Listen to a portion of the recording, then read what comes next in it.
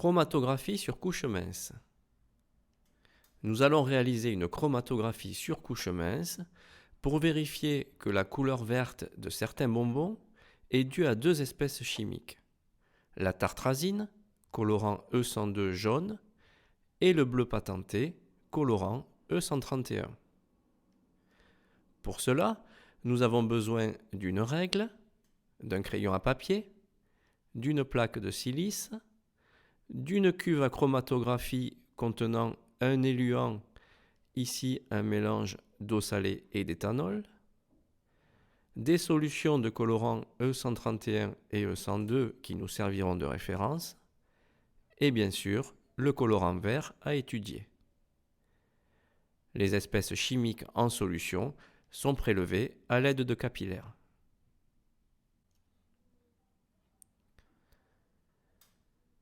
Commençons par matérialiser par un trait fin sur la plaque de chromatographie la ligne de dépôt et repérons par des croix les futurs dépôts. Déposons une goutte de chacune des solutions sur leur zone de dépôt respective. Plaçons ensuite la plaque dans la cuve à chromatographie et refermons le couvercle.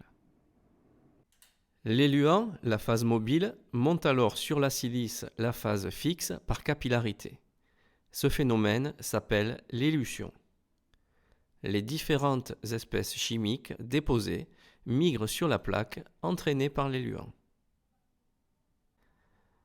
À la fin de l'élution, il faut matérialiser le niveau atteint par l'éluant par un trait sur la plaque, le front de l'éluant. Séchons si nécessaire la plaque.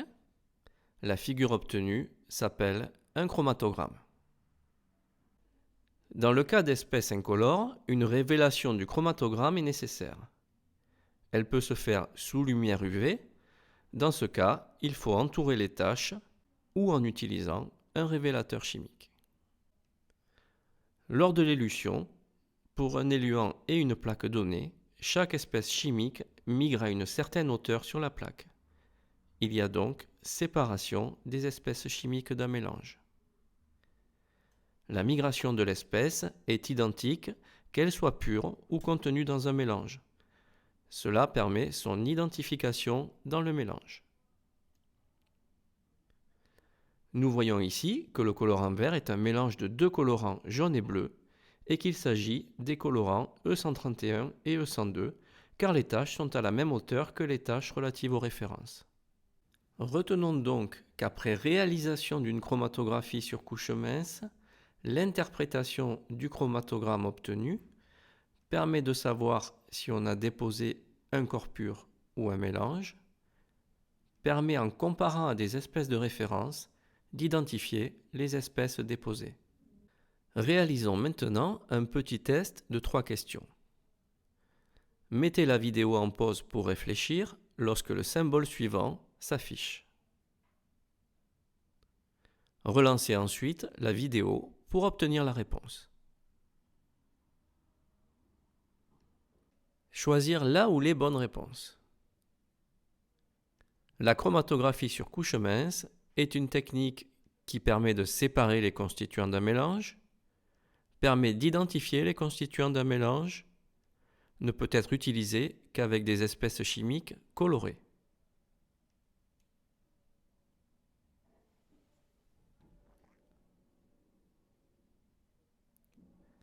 Lors d'une chromatographie sur couche mince, une espèce chimique dans un corps pur ou un mélange sera entraînée de la même manière pour un éluant et un support donné.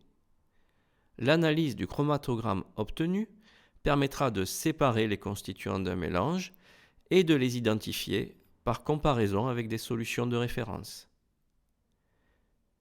Il est possible d'utiliser la chromatographie sur couche mince pour identifier des espèces incolores, mais le chromatogramme obtenu devra être révélé à l'aide d'une réaction chimique ou sous lumière UV. Les réponses A et B sont donc correctes.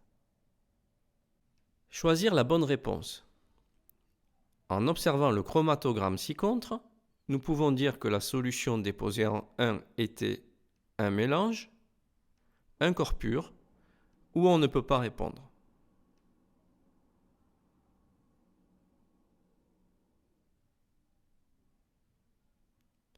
La lecture verticale du chromatogramme au-dessus de la zone de dépôt de la solution 1 montre plusieurs tâches.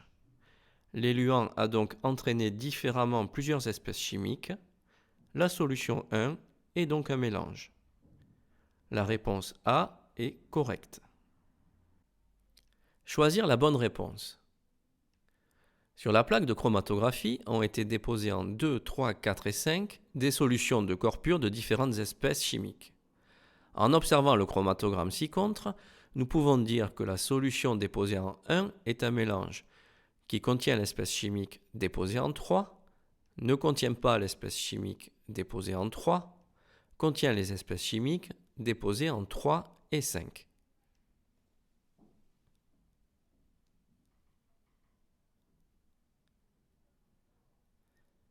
La lecture horizontale du chromatogramme au niveau de la tâche correspondant au corps pur 3 après élution montre une tâche parmi celles du mélange déposé en 1. L'espèce 3 est donc présente dans le mélange 1. Il n'y a par contre pas de tâche dans le mélange au même niveau que celle correspondant à l'espèce déposée en 5.